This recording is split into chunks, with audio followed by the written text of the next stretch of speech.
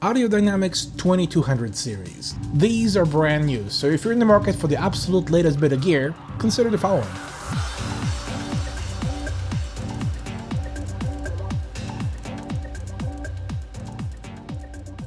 Let's begin with a little bit of context. This is the third generation of the 2000 series subwoofers from Audio Dynamics, replacing the aluminum cone drivers and building on 3 years worth of customer feedback. I've been tinkering with the prototypes for the past couple of months, but I held off on making this video until I've gotten a chance to do the same with the production version. And I'm happy to report that the first batch has just been assembled, so here's the lowdown. Right away, the subs are available in an 8-inch, a 10-inch, and a 12-inch diameter with a dual 2 or a dual 4-ohm voice coil. Cosmetically, it's a clean, no-frills design. Most of what you're paying for is the manufacturing process and strict attention to detail, making sure these things don't come apart under stress. And this is backed up by months of deliberate abuse, identifying potential failure points, testing various adhesive compounds for heat tolerance, flexibility, repetitive stress endurance, basically everything responsible for the long-term reliability of an already well-put-together sub. So, the aluminum cones have been replaced with non-pressed paper, which sounds fuller and more natural. They're also a lot more durable, so if the piston should come in contact with something sliding around the trunk, there's virtually no chance of it getting creased or dented. The mechanical suspension is handled by a poly-cotton linear roll spider, say that 5 times fast,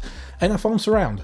On the electromagnetic side, we have a copper voice coil spun around an aluminum former, pushing against 2 stacks of Y30 grade ferrite. This amounts to upwards of 100 square newtons per watt of motor force. It's also worth noting that both the 10 and the 12-inch drivers use a 2.5-inch voice coil, while the 8 uses a 2-inch former to allow for a larger spider on a smaller frame. As a result, the 8 will perform given as little as 150 watts and as much as 400 watts, while both the 10 and the 12-inch drivers have an operating range of 200 to 600 watts. This means that you can run a pair of these on a single 1000-watt amp without under or overpowering them to any significant degree.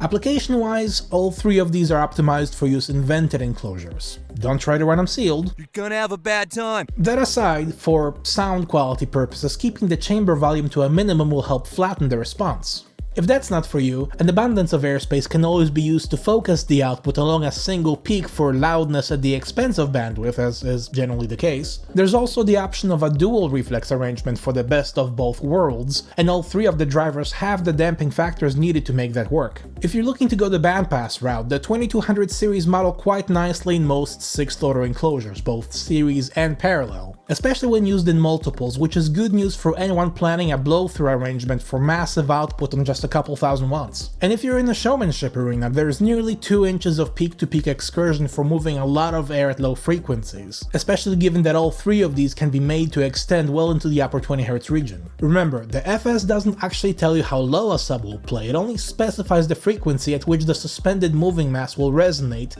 before it goes into a box. Finally, let's talk about pricing. You can pick these up directly from the Audio Dynamics web store, where you can expect to pay $159 for the 8, $199 for the 10, and $219 for the 12. However, I've also arranged for an exclusive discount, so if you use the promo code HexiBase at checkout, you'll be saving 20%. And I'll post links to all the new subs down below. That being said, as always, thanks for watching. Don't forget to rate the video accordingly, subscribe for more product announcements, and I'll see you in the next one. Perhaps we'll revisit the 3-inch subwoofer project and see what version 2 looks like. Cheers!